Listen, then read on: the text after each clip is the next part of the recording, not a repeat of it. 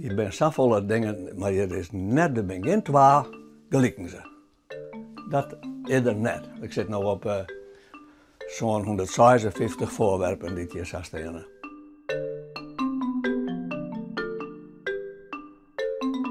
Ja, nou, het is emaille. In Friesland zeggen we dan gemeleerd, geëmailleerd.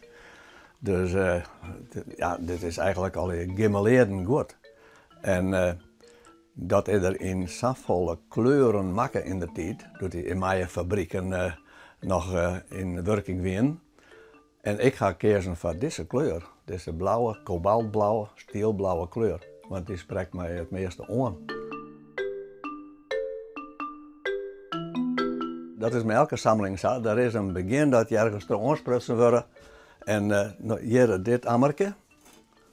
Dat stier vroeger altijd bij mijn paken in het hok. En toen ik zo'n jongen weer mocht ik graag huisziekje.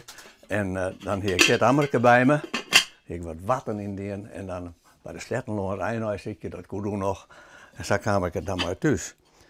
En nou ja, dat ga ik dan van mijn paken krijgen.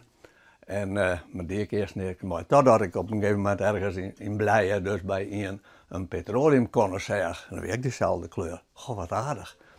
En zo is het begonnen.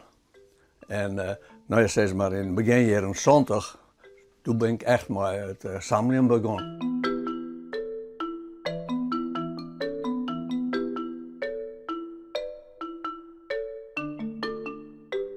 En de vrouw, wat vindt hij van de sammeling?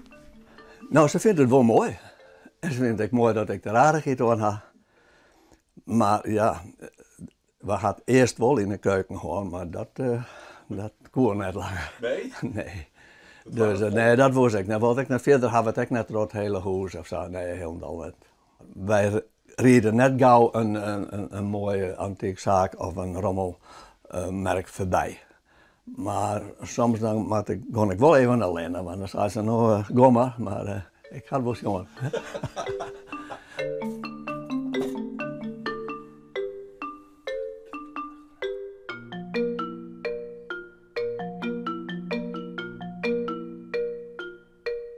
Ik ga hier dus een van de laatste dingen. Dit is een citruspers, zat die protebroekt waren natuurlijk in de keukens. En dit is een, ja die is wel meer dan 100 jaar oud. Die is helemaal van Gertniezer, dat is heel zwier. Maar ja, hij is zo apart, is zo uniek. Dus dat kan ik dan echt net letten. Als ik er een beetje geschikt aankomen kan. Ik zeg van de morgen toevallig nog even op eBay. Dan staat er ongeveer zo'n in Frankrijk. Maar die is heel duur. En dan komen er heel kosten doorheen, dus die let ik gaan. Maar een beetje mijn moeite. Ik denk, oh, die zou er wel goed bij passen, maar dat doe ik niet.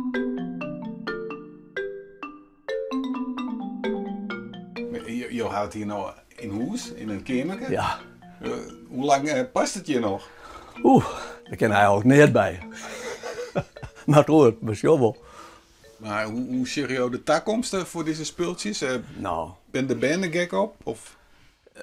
Nou, ze ben er net gek op, maar ze zei, bij mijn dochter staat echt wel wat. En ze zei, wij raren er wel mooi, maar daar kan ik wel eens wat doorheen zetten. Want ik zou het mooiste weer dat het als sammeling ergens kwam. Hè? Maar bijvoorbeeld in een ruimtehuis of in een ziekenhuis of in een grote hal van een fabriek als blikvanger, letterlijk. Dan zou dat wel heel mooi wezen. Ja, dus de toekomst is wat onwis. Het is mijn hobby en dat is het 50 jaar al best.